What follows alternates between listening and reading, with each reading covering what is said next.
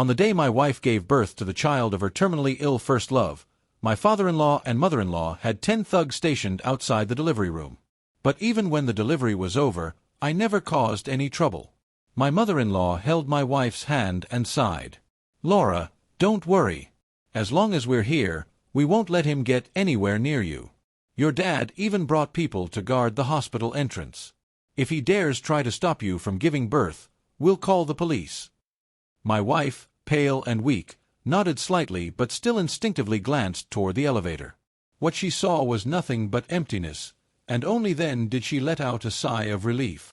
She couldn't understand it. All I wanted was to help her leave a legacy for her true love. Why couldn't I just understand her?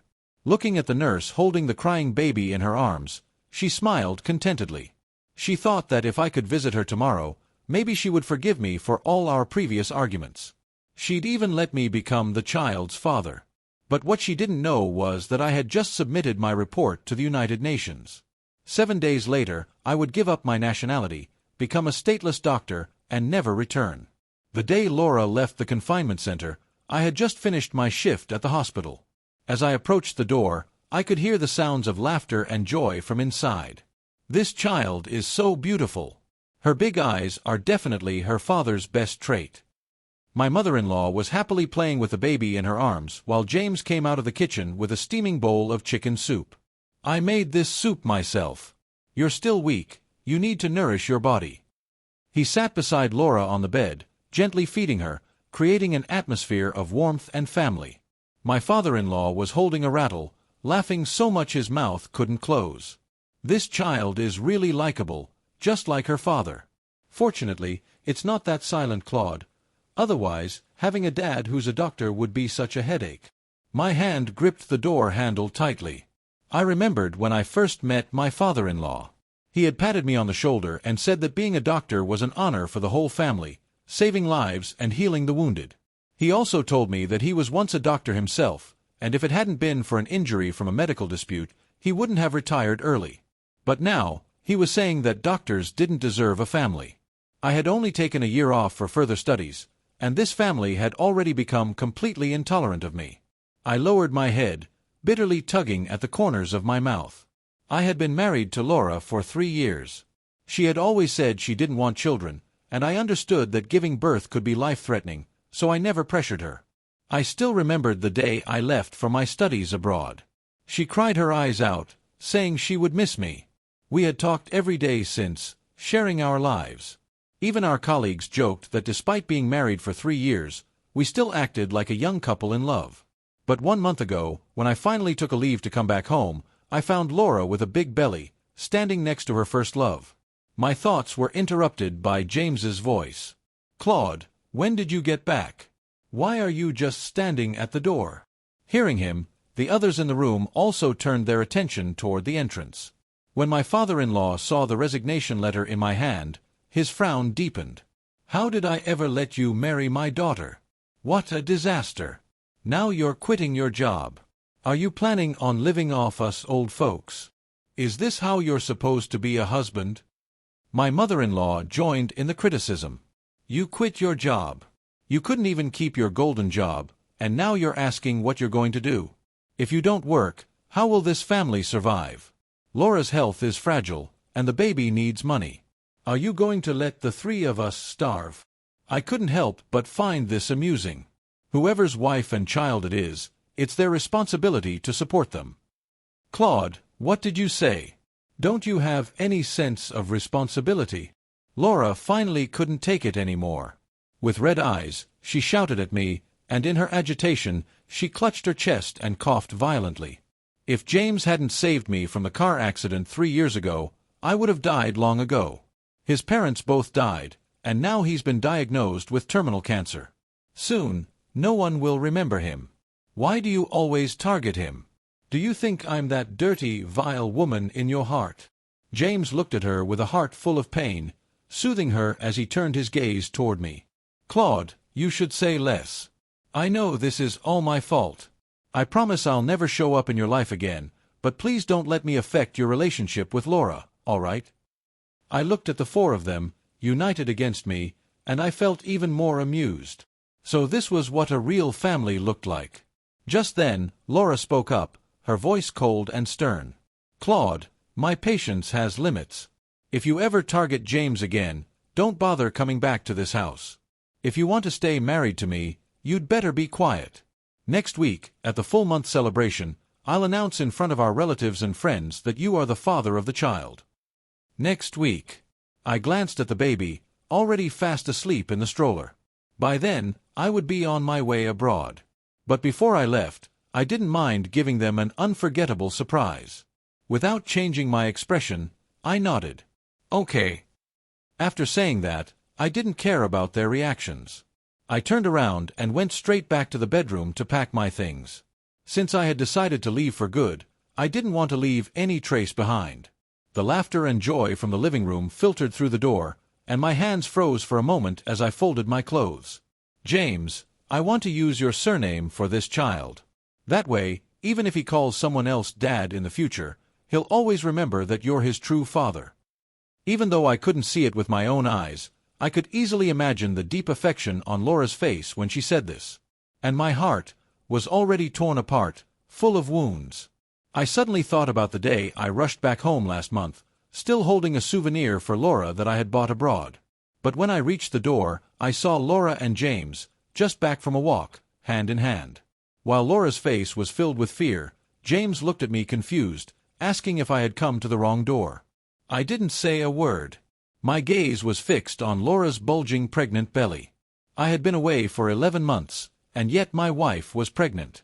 No matter how hard I tried, I couldn't deceive myself into thinking that this child could be mine. It wasn't until Laura hurriedly stepped in front of James, introducing us. "This is my husband, Claude." I thought James would back off after hearing this, but instead, like the man of the house, he invited me to come in and sit. As we brushed past each other, he whispered, just loud enough for only us two to hear, "I heard you're quite a bit older than me. Then I'll call you Big Brother, since the child in your wife's belly is mine." My chest burned with fury, and I couldn't hold back anymore.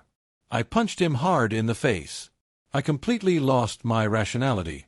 The longing from the 11 months I had been apart from Laura transformed into pure rage. If I had a knife in my hand, I might have actually killed this pair of dogs. The neighbors heard the commotion and called the police. We were all taken to the station, but since it was a domestic matter, the police couldn't interfere and let us return home.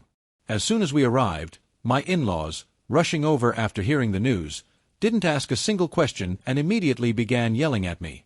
They scolded me for causing such a scene and embarrassing them in front of the neighbors. They yelled at me for wasting all those years of education, saying I should never have raised a hand against anyone. If anything happened, they would never let me off the hook. It turned out that they had known about Laura and James all along and had even supported their relationship. In just a year, James had become the perfect son-in-law in their eyes. Meanwhile, I had been kept in the dark. I felt nothing but bitterness, my heart heavy with pain. Laura shakily walked over to me, trying to take my hand and persuade me. "I never meant to betray you. James is in poor health, and the doctor says he only has 6 months to live. I couldn't bear to see him die without a legacy. I thought about talking to you about it before, but you were abroad, and I didn't want to trouble you or delay your studies, so I decided to wait until you came back to discuss it. If you're willing, could we raise this child together?" Having a child was such a huge decision, but it sounded so casual coming from her. I packed the last of my clothes into the suitcase just as my mother-in-law pushed the door open. She saw the suitcase at my feet, wearing a look of forced politeness. "Since you've been gone, I've let James sleep in your room. Now the study has been turned into a nursery. Tonight, you'll have to make do and sleep in the living room, or you could stay at a hotel." I was truly exhausted and didn't have the energy to look for a hotel. I nodded, preparing to settle on the couch for the night. But in the dead of night, the sound of a baby crying echoed from the bedroom. I rolled over, ready to put in earplugs, but then I heard Laura's complaint. "You need to do something about the baby, or he'll just keep crying. You're my baby, just take care of it. Let the kid cry a little longer, it helps with lung development." Laura lightly laughed and said, "You're so annoying." Then came the sounds of the bed creaking. I pulled the blanket over my head, trying hard to ignore those unbearable noises. But as soon as I closed my eyes, Laura's image from when she first confessed to me flashed in my mind. She had been so pure and beautiful, with her heart and eyes filled only with me. But that version of her no longer belonged to me. I slept through the night in a haze, and by dawn, I was already heading out with my suitcase. I went to the authorities to deregister my household registration and also handled the necessary procedures for leaving the country. Since I had government-approved documents, everything went quickly, and the staff didn't ask too many questions. Just as I was about to leave, the staff member suddenly called me back and handed me a piece of fruit candy. "May your wishes come true." I smiled at her reassuringly and, after leaving, found a nearby hotel. Once I dropped off my luggage, I was about to go out for a bite to eat when I unexpectedly ran into Laura, James, and their 2 kids. James was wearing a custom-tailored Armani suit, looking radiant and healthy, with no sign of a man who was about to die. "Claude, I saw you from a distance just now and thought it was you. Laura was saying it couldn't possibly be you here." His gaze fell on the recruitment flyer in my hand, and a knowing smile spread across his face. "Claude, so you're out here looking for a job? But with your frail body, aren't you just going to make yourself suffer carrying bricks on a construction site?" I didn't respond. The flyer had been handed to me by a young girl on the street just a moment ago. I had seen her handing out leaflets in the cold winter, so I casually took one from her. When I didn't say anything and just clenched the flyer in my hand, James's laugh grew even more mocking. "If you'd said you were looking for a job earlier, maybe I could have helped out. We're all family, right? If you're doing well, Laura's future will be secured too. Then I can rest easy." At this moment, my silence was basically an acceptance of what he had said. Laura, who had looked confused before, now had a completely changed expression. She frowned tightly, and her eyes filled with contempt as she looked at me. What's there to introduce? He chose to quit a good job as a doctor. Now, even if he starves on the streets, he doesn't deserve anyone's sympathy. "Claude, you really have no sense of responsibility. Do you think this will make me give up on the child?" I looked at her familiar face, but at that moment, it felt so alien to me. I remembered when we first got married, when I considered resigning and changing careers due to internal competition at the hospital. Laura had simply held me in her arms, gently patting my back, and whispered in my ear, "We are one. No matter what decision you make, I'll support you. Resigning isn't a big deal. I believe our future will shine, and husband, I'll always be by your side." But the person who promised to always be by my side now stood by, letting another man humiliate me. She seemed to have forgotten the words she once said to me, forgotten the deep feelings we once shared. Even my in-laws were shaking their heads in disappointment. I must have been blind before. How could I have trusted you to take care of my daughter's future happiness? Luckily, we're still alive. If we weren't here, I can't imagine how you would have tortured our daughter when we're gone. They went on exaggerating their words, and the passers-by started to glance over at us. My hands, hanging by my sides, slowly clenched into fists. Just as I was about to speak, James suddenly stepped forward. "We're going to take a family portrait. Claude, why don't you join us? In the future, I'll rely on you to help take care of Laura and the child." Laura immediately interrupted him with a disdainful sneer. "Look at his shabby appearance. If he's in the photo, it'll only lower our family's image." She then turned her head and headed toward the photography studio, urging James to follow quickly. "Since that's the case, we'll leave first. Don't let us delay you from finding a job." James gave me a meaningful pat on the shoulder. Watching him leave, I felt no emotion stirring inside me anymore. To outsiders, this was such a harmonious family. If this was what Laura wanted, then what was wrong with me stepping aside and letting go? 3 days before my departure, I received a message from the director.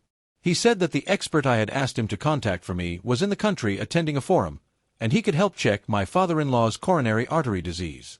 My father-in-law had always had heart problems, and several years ago, he was even rushed to the hospital for emergency treatment. So, while I was abroad, I had asked my colleagues to help gather some relevant case studies for me. After all, the bond of years was still there. Once I helped with this, I would owe them nothing. But when my father-in-law heard that I wanted to take him to the hospital, his face instantly darkened. Why go to the hospital? Do you wish for me to drop dead? I had heart bypass surgery, and it was successful. What's there to check? There's a top heart specialist in the country today. You could go see him, maybe do some preventative measures for the future. Before I could finish, my father-in-law smashed his water cup at me. You're the only one who knows how to sweet-talk. Do you think you can just call up a top expert as an unemployed person? All you do is boast. Do you remember James? He stayed up late just to help me book an appointment with an expert. Where were you then? He kept comparing me to James, and his attitude made everything clear. No matter what I did, it was wrong. No matter how I tried, it would never measure up to James. When this thought crossed my mind, I could only bitterly smile. Since you don't want to go, forget it. Let it be. It was just me meddling in things that didn't concern me. Soon, it was the day of the baby's full moon celebration. I arrived late and saw the banquet hall filled with relatives whose names I couldn't even remember. For a moment, I felt dazed. This scene was even grander than my own wedding with Laura. And right at the entrance to the banquet hall, they had posted a family portrait of the 5 of them. As for me, from beginning to end, I was just a joke. When relatives and friends saw me walk in, they immediately started whispering, and even without hearing them, I could guess what they were saying. Soon, my aunt grabbed my arm and greeted me. "Claude, when did you come back? Laura didn't mention it at all. I heard you just came back from studying abroad and are about to be promoted to chief physician at the hospital. Your future looks so bright." I didn't respond, only nodding slightly in polite acknowledgement. But I could clearly see the disdain in their eyes. After all, I wasn't in the family portrait, and the person who had been with Laura the entire time wasn't me either. Someone nearby, who seemed to be in the know, pointed at the man feeding Laura dessert and asked, "Claude, who's this guy? I didn't know you had a younger brother." I gave a faint smile. Laura's new husband. The aunts, who were all eager for gossip, immediately widened their eyes and then huddled together, whispering even more. Since Laura's family didn't care, why should I help them cover up the truth? At that moment, Laura walked up to the stage and took the microphone. "I'm so happy that everyone could join us for my son's full moon celebration. Before this, I never thought I would become a mother. I always felt like I couldn't play the role of a mother successfully, but the moment I heard my baby crying in the delivery room, I realized how powerful a mother's love really is." Her words were impassioned, as if she were about to cry from her own emotions. My aunt, standing next to me, yelled, "Let the father of the baby say a few words." "Where is the father?" The atmosphere in the banquet hall froze for a moment. All eyes shifted back and forth between James and me. The answer was already clear, but my aunt seemed to be waiting for Laura to admit it herself. I met Laura's gaze and slowly walked up to the stage. With a stunned look on her face, I took the microphone from her hand. "What are you doing? I warn you, don't say anything reckless. Otherwise, we're not done." Panic flashed in her eyes as she pulled at my sleeve and whispered a warning, but I didn't even glance at her and pulled my hand away. If she hadn't done anything wrong, why would she be afraid of me knocking on the door of truth? At the same time, I spoke calmly into the microphone. "First, I want to thank everyone for coming to today's full moon celebration. The relatives here are the ones who saw Laura and me enter the marriage hall together. After our wedding, I always cherished your blessings. But as you came in earlier, you must have seen the family portrait at the door." Hearing this, Laura's face immediately changed. She scowled and rushed toward me, trying to snatch the microphone away. I swiftly dodged and gripped the microphone tighter, continuing, "To be honest, I was shocked when I saw it too. But what shocked me even more was that after spending a year abroad, I came back to find my childless wife was already 8 months pregnant. I can't swallow this. Laura, let's get a divorce." I pulled out the divorce agreement that had been prepared long ago and threw it forcefully at Laura's feet. This was something I had been wanting to do ever since I saw her getting close to James. Laura's face turned ashen. She tried to take the microphone to control the chaotic atmosphere, but at the same time, she reached out to grab my arm, wanting to explain things to me. "Claude, why can't you just let it go? Haven't I told you? As long as you stop bringing it up, we 3 can live a good life together from now on." 3 people. In her version of the 3-person family, I was the one who wasn't welcome, and honestly, I didn't want to deceive myself any longer. Sign it. There's nothing more to say between us. I wish you both happiness. Laura shook her head vigorously. I won't sign it. I don't agree to the divorce, Claude. Don't even think about it. When I first contacted the lawyer to draft the divorce agreement, the lawyer had told me that I could ask Laura to leave with nothing. After all, she had openly had a child with another man during our marriage. This was the perfect evidence of infidelity. But gathering evidence and waiting for a court ruling would take too long. I was about to leave the country, and no matter how much money I had, there was nowhere I could spend it.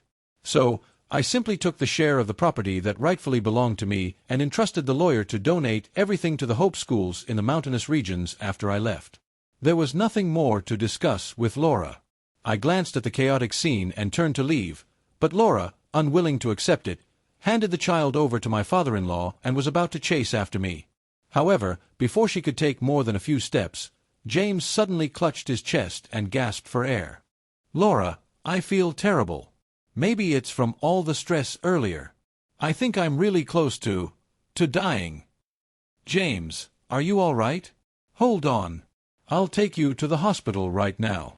She could only watch as I walked away with firm steps, thinking to herself that once all this was over, she'd have a proper conversation with me. As long as she didn't agree to the divorce, our relationship would never truly end. With that thought, Laura felt a little more at ease. The group hurriedly rushed James to the hospital, but on the way there, Laura's father seemed to have a sudden increase in heart rate due to the emotional stress. Laura nearly cried in panic, unsure who to comfort first. Just as her father was about to be wheeled into the operating room, they ran into the director and the most authoritative heart specialist in the field.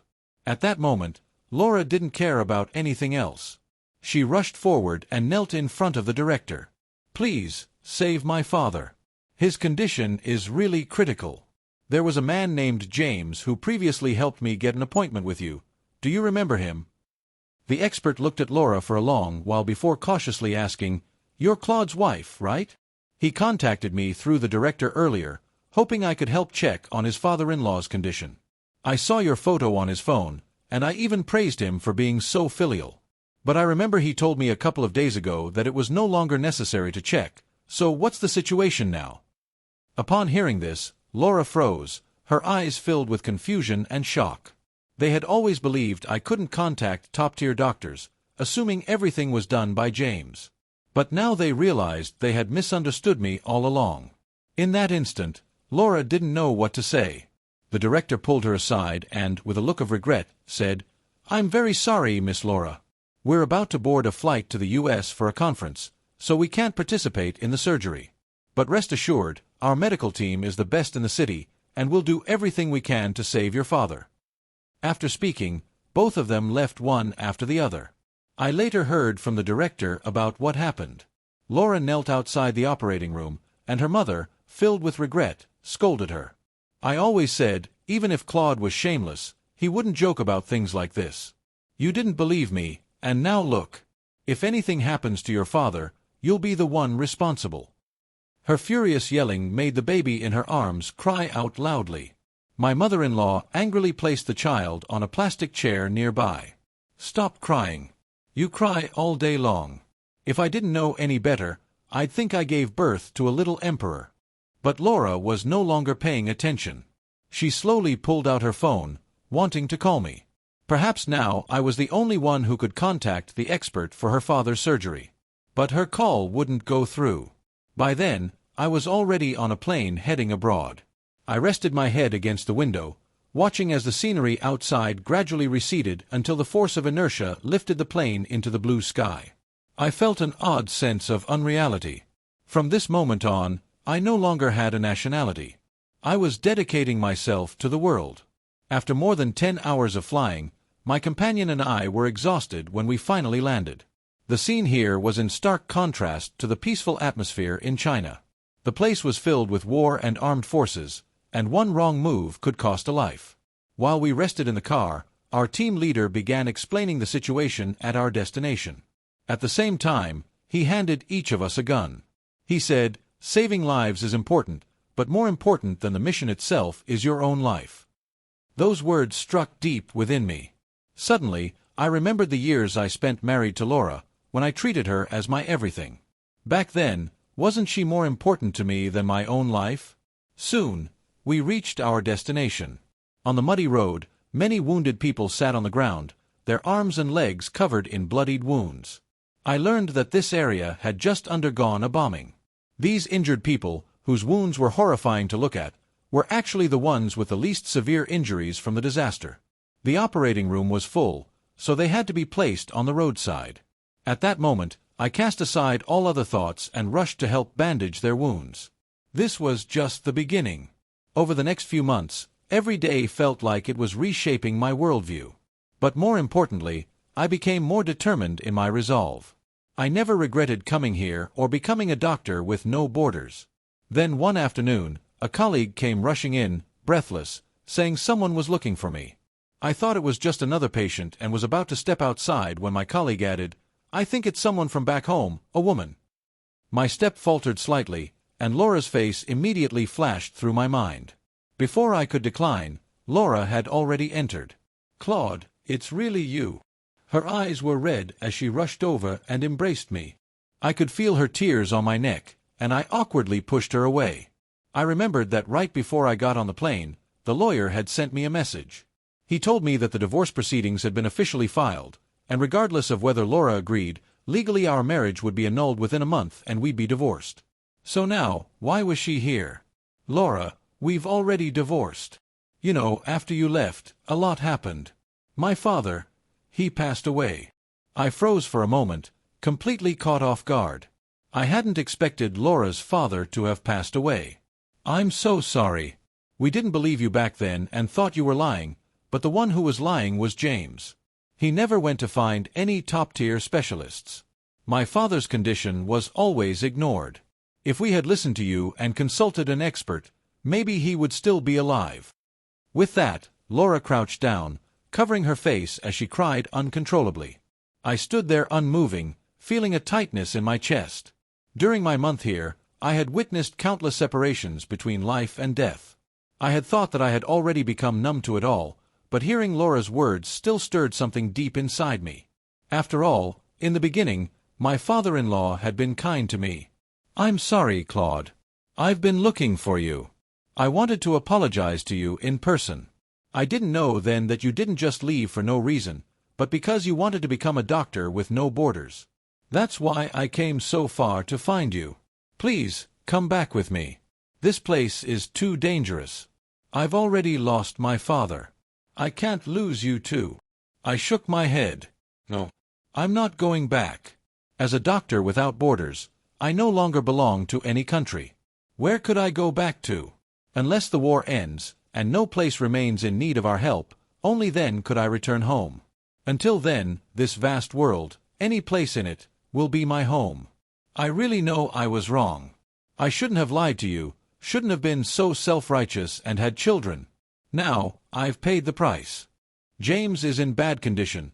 The doctors said he might not last much longer. Claude, how am I supposed to live with the child? You promised me you would protect me for life." I pulled my hands out of hers forcefully. "We're divorced now, Laura. How you live your life from here on out is your business. I've got things to do. It's dangerous here. You should return home." After speaking, I turned to walk toward the camp. "If you don't go back, then I won't either. I'll stay here with you. Whenever you're done with your mission, we can go back together." I didn't want to respond to her words. But just as I had taken a few steps, I heard Laura pick up the phone. It seemed to be from a hospital back home. "What? James is dead. I'm coming back right now. You all must wait for me." At that moment, 2 bombers suddenly flew overhead. Hearing the familiar sound of the engines, I instinctively threw Laura to the ground. "Laura, are you crazy?" Her voice was quickly drowned out by the explosion nearby. The ground seemed to shake with the blast, and dust from the bombs fell on us. I ignored her shouting and slowly raised my head, quickly assessing the surroundings. Then I scrambled to my feet. Laura, clearly frightened by the sudden attack, remained frozen on the ground. I glanced at her and pulled her up. "We need to get inside for cover." I had long since grown used to the life-threatening bombings that were an everyday occurrence here, But for her, this was all new. Her lips trembled. "Am I going to die here?" I pressed my lips together, remaining silent for a while before responding, "I'll have the team leader arrange for someone to send you back later. Don't come back here again." Laura's face was covered in dust as she clenched her phone, remaining silent. Soon, the team leader had arranged for a local person to pick her up. He was driving an old pickup truck and gestured for Laura to hurry up and get in. Before she left, I slipped a couple of bills into the driver's phone and reminded him to make sure she got to the airport safely. Even though our relationship had come to an end, I couldn't just stand by and watch someone die without any help. Laura didn't say anything, seemingly still in shock from the earlier attack. When I turned around again, I only saw her quickly getting into the car. I faintly smiled, almost as though I had expected her reaction. Back at the camp, a colleague walked over to gossip. "Is that beautiful woman your girlfriend? She came all the way here to find you. Seems like true love, huh? Not like my girlfriend, who broke up with me as soon as she heard I was going abroad for aid and found some young stud instead. But hey, how come your girlfriend didn't come back with you?" I silently put away my lunchbox and casually replied, "She's not my girlfriend. She's my ex-wife." My colleague froze for a moment, then didn't ask any more questions. I quickly pushed the matter out of my mind. 2 years later, I had the chance to return home due to an unexpected opportunity. Now, my understanding of medicine had deepened, and this time, my girlfriend was coming back with me. We had met at the camp. She had disfigured herself to protect me, and I promised to take care of her for the rest of my life. Over time, I had come to realize my feelings for her. Perhaps it was fate, seeing how lonely I had been, that had brought this opportunity into my life. This time, I would make sure not to let go of this bond. When I returned to the country, the former director of the Central Hospital personally came to the airport to greet me. He looked at me with a satisfied smile. "You've gotten a bit darker and thinner. These past 2 years have been tough on you." His ordinary words made my heart skip a beat. I fought back the tears and opened my arms to hug him. Just as I took a few steps, I saw Laura at a distance holding a boy's hand. She must have found out through some channel, as she came to the airport to see me. In just 2 short years, she had changed a lot. She no longer looked as bright and beautiful as before. Instead, there was a lot more weariness in her appearance. She didn't approach. I just stood there, expressionless, watching her. My girlfriend, sensing something, took my hand and intertwined our fingers. "Is that your ex-wife? Should we go over and say hi? It looks like she has a lot to say to you." I withdrew my gaze and gently shook my head. "There's nothing to say." From the moment I walked out of the banquet for the full-month celebration, our paths had diverged. There was nothing left to say between us. I turned my head and got into the car. Not long after we left, I received a message from Laura. Over the past 2 years, she had sent me several messages, but since I hadn't used a domestic phone number, I hadn't received any of them. The message that came just a minute ago contained only 3 words, "I'm sorry." I stared at the screen for a long time, then promptly deleted and blocked her. I threw the broken phone card out the window, just as I cast away all the past mistakes and misplaced affections.